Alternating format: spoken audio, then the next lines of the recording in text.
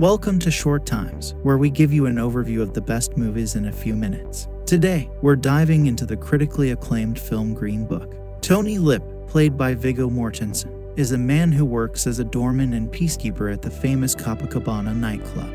He has earned the nickname Tony Lip due to his ability to talk his way out of difficult situations and getting people to do what he wants. Despite his tough exterior, he is a family man who will do whatever it takes to provide for his wife and children. However, when the club temporarily shuts down for renovations, Tony finds himself out of work and struggling to make ends meet. His wife Dolores, played by Linda Cardellini, becomes increasingly frustrated as they struggle to pay the rent and keep a roof over their family's head. One day, when two black men come to repair the sink in their home, Dolores offers them a refreshing glass of lemonade. But Tony, who holds racist views, throws away the glasses they used without hesitation, much to Dolores' dismay. The incident highlights Tony's prejudices and the tension it causes within his own household. Following that, he enters a hot dog eating contest and wins $50, but it's not enough to cover his expenses. An old contact offers him an interview to be a driver for a doctor, but when he arrives at Carnegie Hall for the interview, he realizes he's at the wrong location. He finds out that there's an apartment upstairs and meets Dr. Don Shirley, played by Mahershala Ali, a concert pianist. Dr. Shirley is embarking on a concert tour from the Midwest to the Deep South, and he needs a driver because he doesn't have a license. He specifically asks for someone who can handle trouble, knowing that he'll face racism on the tour. The tour is 2 months long and ends right before Christmas, and Dr. Shirley asks Tony if he can be away from his family that long. Tony agrees, but when Dr. Shirley insists that he iron his clothes and shine his shoes, Tony refuses, saying he's not a butler. Dr. Shirley dismisses him. Feeling upset about the failed interview, Tony goes to a bar and declines unsavory work offered by some mobsters he knows from the club. The next morning, Dr. Shirley calls Tony's house and speaks to his wife Dolores. He offers Tony the job after getting her permission and promises to pay him well. Dolores asks Tony to write her letters, much to his dismay. The record company rents Tony a nice car and gives him half the money up front and tells him he'll get the other half at the end of the tour, but if Dr. Shirley misses a show, he won't get the money. They also give him the Green Book, a guide to safe places for black people to stay in the segregated southern states during the Jim Crow era. Tony is a loud and talkative person, which annoys Dr. Shirley during their drive. As they approach their first tour stop, Dr. Shirley suggests that Tony use a different last name and try to talk better around the guests, but Tony says if they have a problem with how he talks, he'll wait outside, which he does. From outside, he watches Dr. Shirley play piano and is impressed with his brilliance. Afterwards, he gambles with the other staff who are also outside, and Dr. Shirley is upset with him for being so low class. Tony wants to know why Dr. Shirley is giving him such a hard time and not the others, and Dr. Shirley says it's because unlike the other staff, Tony had the option of being inside. During their trip, Tony plays contemporary music on the radio and is surprised when Dr. Shirley doesn't know popular songs like Aretha Franklin. Tony questions if Dr. Shirley is truly black, and when they pass by a Kentucky Fried Chicken, Tony stops and forces Dr. Shirley to try fried chicken. Tony also works on writing letters to his wife Dolores, and Dr. Shirley helps him make them more poetic and beautiful. At one stop, Tony finds a gemstone being sold on the ground and pockets it, but Dr. Shirley makes him put it back, claiming it's stealing. As they enter the South, Dr. Shirley has to stay at black-only hotels separate from Tony.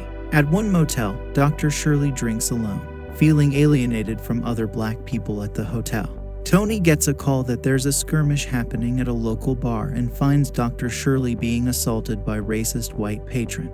Tony threatens to use a gun to rescue him, and from then on, Dr. Shirley insists that he goes nowhere without Tony. At the next concert venue, the host is friendly to Dr. Shirley and offers him fried chicken for dinner. During intermission, the host directs Dr. Shirley to use the outhouse instead of the inside bathroom, but Dr. Shirley refuses, and Tony drives him back to his hotel just to use the bathroom there. At the next stop, the two walk by a suit store, and when Dr. Shirley admires a suit in the window, Tony insists he buy it. But the racist employees refuse to sell Dr. Shirley a suit. That evening, Tony is called to a disturbance at a local YMCA where Dr. Shirley and another local white man have been arrested. Apparently, they got into a fistfight.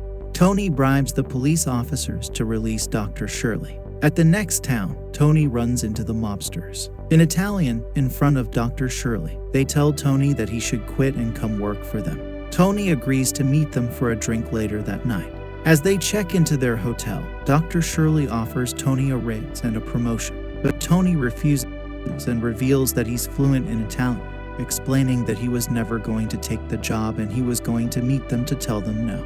Dr. Shirley is relieved and apologizes for the previous night's incident. Tony explains that he's been working in New York City nightclubs for years and knows that the world is complicated. Don continues to help Tony with writing the letters, which continue to impress Dolores and the rest of his family. One night while on their way to their final stop somewhere in Mississippi, they are pulled over by the local police. The redneck officer tells them that Don can't be out past sundown. They are both forced out of the car and frisked, and the officer asks Tony for his ID, who shows the officer his New York driver's license. When the officer asks Tony what kind of last name Villalonga, Tony says it's Italian, but that he's only half Italian. The racist police officer insults Tony by calling him half a nigger. Tony immediately punches the redneck officer in the face, and both him and Don are arrested and taken to jail. In their cell, Dr. Shirley is furious at Tony for getting them arrested, which costs them the tour. He demands to make a phone call and the police allow him to. Shortly after, the police receive an angry call from the governor and reluctantly release both Tony and Dr. Shirley. Dr. Shirley reveals that he had called the U.S. Attorney General Robert Kennedy. Tony thinks it's amazing, but Dr. Shirley is furious and embarrassed that someone so important now sees him as a troublemaker. The two men have a huge argument over their difference. Dr. Shirley sees Tony as a man who refuses to better himself, and Tony sees Dr. Shirley as a man who seems to make things more difficult for himself and fits in nowhere. Dr. Shirley screams at Tony, "If I'm not black enough, and I'm not white enough, I'm not man enough, then what am I?" The two arrive at the final concert venue at another hotel, where Dr. Shirley is shown to a tiny closet that they refer to as his dressing room. Tony goes to eat in the dining room with the players in the band. But when Dr. Shirley arrives to join them, the concierge refuses to let him eat there. Dr. Shirley refuses to play unless he is able to eat in the dining room. The concierge won't allow it, and Tony pulls him aside to talk to him. Tony tries to reason with him, but the concierge tries to bribe him to get Dr. Shirley to play. Dr. Shirley enters and tells Tony he'll do the show if Tony wants, knowing Tony won't get paid unless they finish the tour. But Tony sticks with Dr. Shirley, and they bail on the gig despite the screams of the concierge. They go down the street to a bar for black people.